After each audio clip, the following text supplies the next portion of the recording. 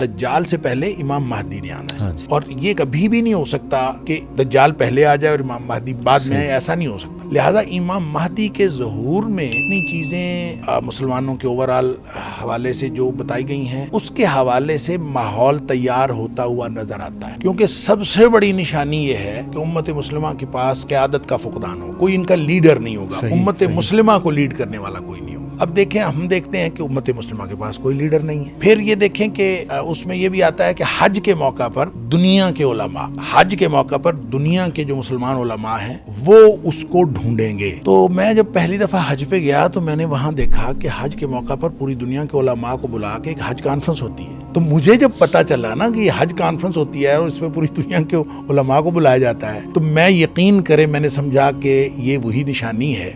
جو نبی کریم صلی اللہ علیہ وسلم نے بتائی۔ ان لوگوں نے ہی امام مہدی کو پہلے ڈھونڈنا ہے، اور اسی طرح کی ایک مشاورت ہو رہی ہوگی۔ ظاہر ہے وہ ہر سال اس کے ڈیفرنٹ ٹاپکس ہوتے ہیں، اس کے اوپر گفتگو ہوتی ہے، اور یہ حج کے موقع پر ہی ہوتی ہے، پوری دنیا کے علماء بھی ہوتے ہیں۔ تو جب قیادت کا فقدان ہوگا اور پھر اس میں عربوں کی آپس کی جنگ اور اس طرح کی نشانیاں جو آپ بتا رہے ہیں، بہت ساری چیزیں ریلیٹ ہو سکتی ہیں،